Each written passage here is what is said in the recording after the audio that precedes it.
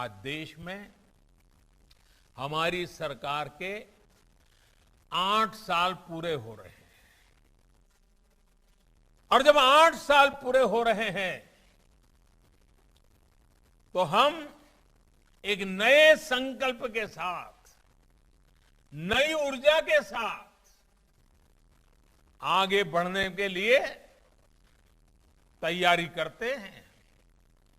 मुझे एक दिन एक बहुत बड़े नेता मिले थे, वरिष्ठ नेता हैं। वैसे हमारे लगातार विरोध भी करते हैं, राजनीतिक विरोध भी करते रहे, लेकिन मैं उनका आदर भी करता रहता हूं। तो कुछ बातों के कारण उनको थोड़ा सा राजी नाराजी थी, तो एक दिन मिलने आए तो कहा, मोदी जी ये क्या करना है, 2 बार देश ने आपको प्रधानमंत्री बना दिया, अब क्या करना है। उनको लगता था कि 2 बार प्रधानमंत्री बन गया मतलब बहुत कुछ हो गया। उनको पता नहीं है मोदी किसी अलग मिट्टी का है, ये गुजरात की धरती ने उसको तैयार किया है और इसलिए जो भी हो गया अच्छा हो गया, चलो अब आराम करो, नहीं, मेरा सपना है सैचुरेशन, 100% लक्ष्य को तरफ हमें आगे बढ़े, सरकारी मशीनरी को आदत डाले, नागरिकों को भी विश्वास पैदा करे। आपको याद होगा 2014 में जब आपने हमें सेवा का मौका दिया था तो देश की करीब करीब आधी आबादी शौचालय की सुविधा से, टीकाकरण की सुविधा से, बिजली कनेक्शन की सुविधा से, बैंक अकाउंट की सुविधा से सैकड़ों मील दूर थी, एक प्रकार से वंचित थी। इन वर्षों में हम सभी के प्रयासों से अनेक योजनाओं का 100% सैचुरेशन के करीब करीब लाभ पाए हैं।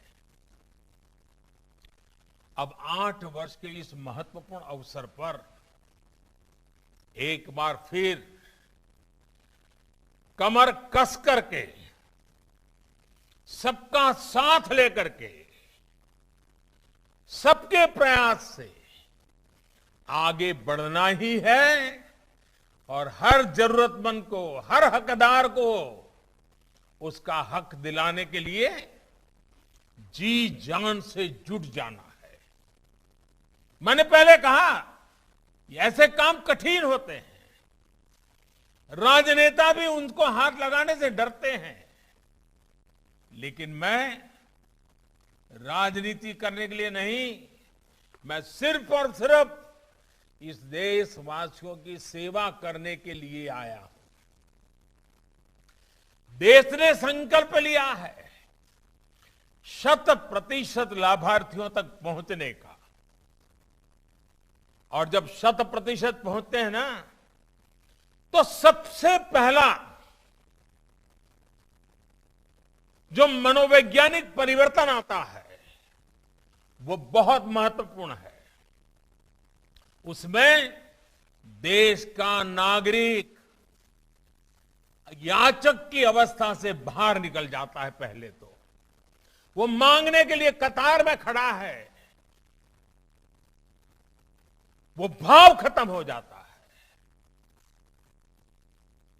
उसके अंदर एक विश्वास पैदा होता है कि मेरा देश है, मेरी सरकार है, ये पैसों पर मेरा हक है, मेरे देश के नागरिकों का हक है।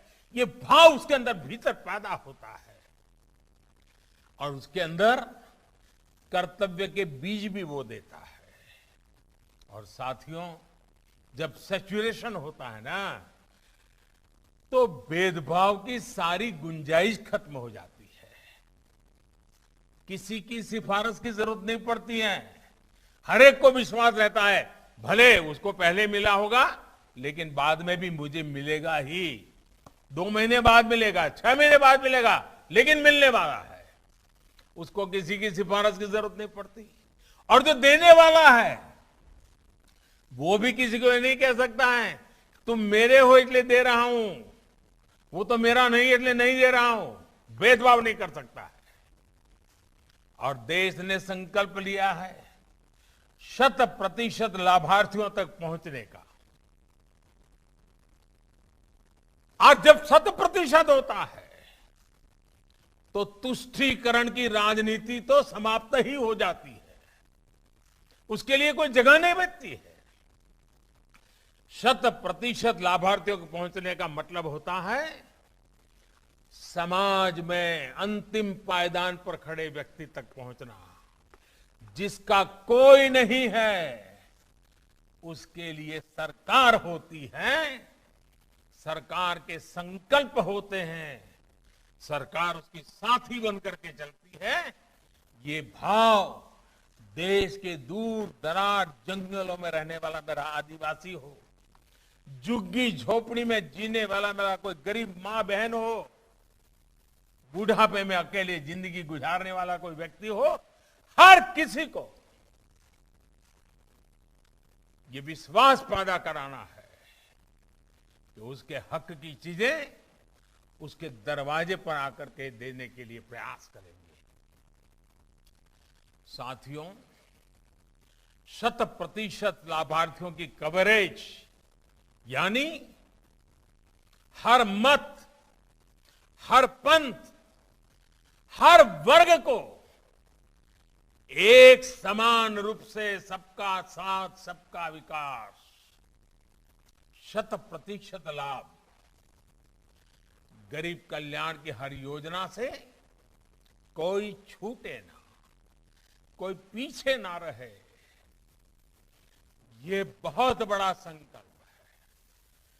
आपने आज जो राखी दिए ना, सब विधवा माताओं ने मेरे लिए जो राखी भी इतनी बड़ी बनाई है, राखी ये सिर्फ धागा नहीं है, ये आपने मुझे एक शक्ति दी है, सामर्थ्य दिया है,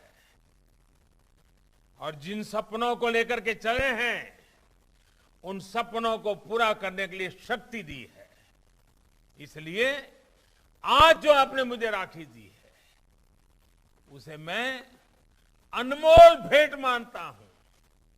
ये राखी मुझे हमेशा देश के गरीबों की सेवा के लिए 100% सैचुरेशन की तरफ सरकारों को दौड़ाने के लिए प्रेरणा भी देगी,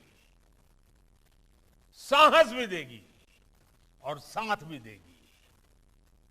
यही तो है सबका साथ, सबका विकास, सबका विश्वास और सबका प्रयास। आज राखी भी सब विधवा माताओं के प्रयास से बनी है। और मैं तो जब गुजरात में था, बार बार मैं कहता था, कभी कभी खबरें आती थी मेरे पर, मेरी सुरक्षा को लेकर के खबरें आती थी। एक आध बार तो मेरी बीमारी की खबर आ गई थी। तब मैं कहता था, भाई मुझे तो कोटि कोटि माताओं बहनों का रक्षा कवच मिला हुआ है। जब तक ये कोटि कोटि माताओं बहनों का रक्षा कवच मुझे मिला हुआ है, उस रक्षा कवच को भेद करके कोई भी मुझे कुछ नहीं कर सकता है। और आज मैं देख रहा हूं हर कदम पर, हर पल माताएं बहनें, उनके आशीर्वाद हमेशा मुझ पर बने रहते हैं। इन माताओं बहनों का जितना मैं कर्ज चुका हूं उतना कम है। और इसीलिए साथियों, इसी संस्कार के कारण मैंने लाल किले से हिम्मत की थी एक बार बोलने की। कठिन काम है, मैं फिर कह रहा हूं, मुझे मालूम है ये कठिन काम है, कैसे करना मुश्किल है, मैं जानता हूं। सब राज्यों को प्रेरित करना, साथ लेना मुश्किल काम है, मैं जानता हूं। सभी सरकारी कर्मचारियों को इस काम के लिए दौड़ाना कठिन है, मैं जानता हूं। लेकिन आजादी का अमृतकाल है, आजादी के 75 साल हुए हैं। इस अमृतकाल में मूलभूत सुविधाओं की योजनाओं के सैचुरेशन की बात मैंने लाल किले से कही थी। 100% सेवा भाव का हमारा यह अभियान सामाजिक न्याय, सोशल जस्टिस का बहुत बड़ा माध्यम है। मुझे खुशी है कि हमारे गुजरात के मृदु और मक्कम मुख्यमंत्री भूपेंद्र भाई पटेल, उनके नेतृत्व में गुजरात सरकार इस संकल्प को सिद्ध करने में पूरी निष्ठा के साथ जुटी है।